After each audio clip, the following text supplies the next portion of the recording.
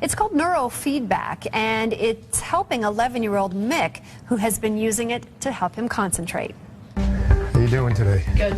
Okay, so we'll play your favorite here, okay? Mick is doing neurofeedback training. Okay, put the sensor there. It's giving him awareness of what his mind and brain is doing and how he's focusing, and is he taking his time, is he concentrating. Is it like any other video game? Well, it's kind of like Jack and Daxter. There's an active sensor on his head. It picks up his brainwave activity, and the controller is tied into his brainwaves. The character won't move, it won't jump, it will continually vibrate, and so he won't be able to be successful at the game unless he gets his brain in the proper direction. When it vibrates, what do you do? I just take a deep breath and, focus on the game. As a result of that, I'm able to keep most people off meds for stimulants, kids and adults. It helps for mood, anxiety, depression, sports performance, grades. I think it's pretty neat because it helps me in school. It's going to help me in life. And I'm learning to focus on other stuff. Before I could barely focus on shooting at basketball. Now I make almost every one I shoot. So it's kind of like going to the gym for your brain. So if you get in better shape physically, you're going to be in better shape, and it's the same mentally. Isn't that amazing to see? And joining us now is Dr. Sanford Silverman. He's a psychologist and the owner of the Center for Attention Deficit and Learning Disorders in Scottsdale. Nice to see you. Thanks for being here. Thanks for having me. So you've been doing this for about 16 years Yes, now? I have. And I would think the technology has really progressed in the last few years. It has. They're coming up with more visuals, better ways of detecting the brain activity, giving more visual and auditory feedback to make it more enjoyable, and also to give good feedback so one can change their brain. Yeah. When you look at Mick, he's like a lot of kids, ants in the pants, right? Yes, right. It's hard to get kids to focus these days. So tell us a little bit about what was really happening there. What were we really seeing with that machine? What he was doing is he was playing a game that was tied into his brain activity. And when he focused and increased his attention and stayed calm and actually reduced his stress and anxiety, he would have more beneficial results. The controller would work more optimally. Yeah. Why is this so useful, and why is it working so well?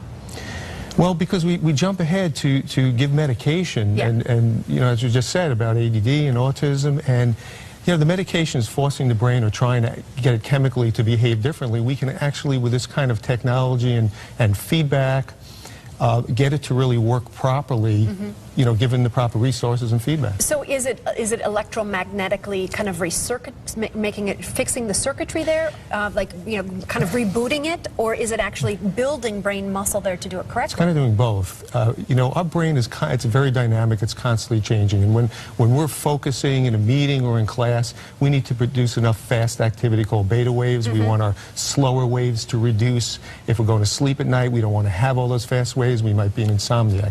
So the ability for the good, healthy mind and brain to shift into states depending upon what activity we're involved in is what's going to determine your outcome and success. Yeah.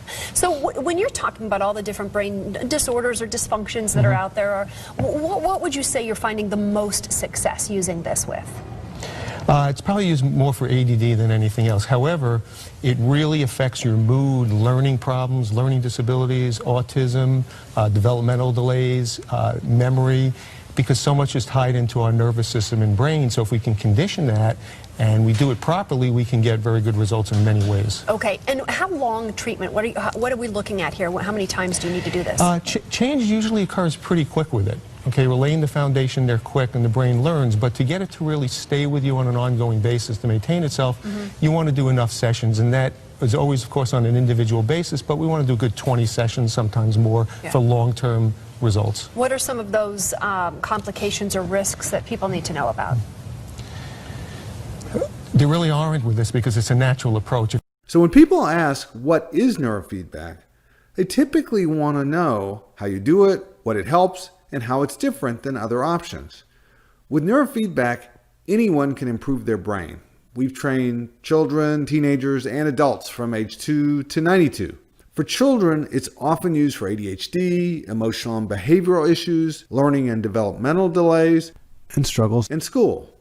For adults, it's commonly used for anxiety, depression, obsessing, and sleep problems. Neurofeedback measures brain activity, like brain waves, and it helps you make more or less of certain brain patterns.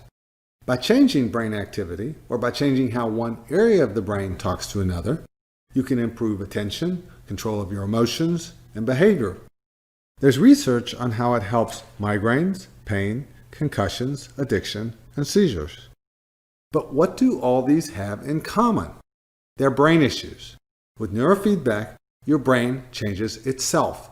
And when it does, typically any of these issues improve. It's not all about problems. Neurofeedback improves performance by changing the timing of the brain. That can help anyone in performing in school, business, or sports. It helps give you an edge. There are parts of your brain that help you pay attention, that help you be calm, that help manage your mood and your emotions, or that help you sleep. You don't realize how much your brain affects your mind. With neurofeedback, you get to see how changing your brain can have a huge impact on your life. At 23 years old and happily employed as a graphic designer, Vicki Brunette is in the prime of her life. Yet until recently, she was struggling with debilitating anxiety. At my very worst, it was even difficult to leave my apartment. It was hard for me to go to class at the time or just go out and meet people. Vicki tried medications for anxiety, but says she felt she wasn't getting to the root of the problem. Then she heard about neurofeedback.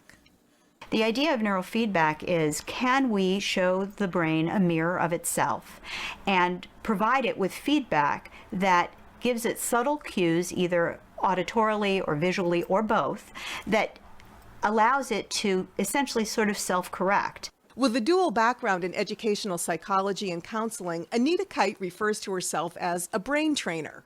She uses a computer program that helps clients, like Vicki, shift their thinking into more functional patterns.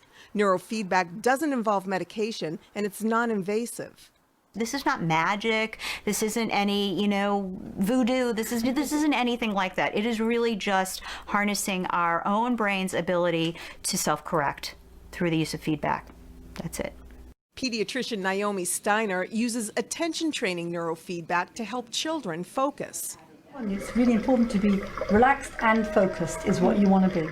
Dr. Steiner explains when electrodes in this helmet sense concentrating brain waves, the computer rewards the child by moving a dolphin to the bottom of the screen. That positive feedback, she says, trains the brain to focus, something that's not easy for everyone. Somebody who has difficulty with focus, it's the difference between just flipping the switch in your brain and having a lever that you really have to push down. It's not automatic and it's really difficult. So you need to train the brain with exercises to make it happen. In a study published in the journal Pediatrics, Steiner showed neurofeedback helps children with ADHD increase attention, decrease activity level, decrease impulsivity, and increase executive function. Executive functions is how you plan things, how you get yourself organized, your time management, making sure that what has to be done basically is done. Vicki says since she started neurofeedback, she's noticed her focus and concentration have improved, something she didn't expect. But most important for her, neurofeedback has greatly helped her control anxiety. It's been extremely successful so far.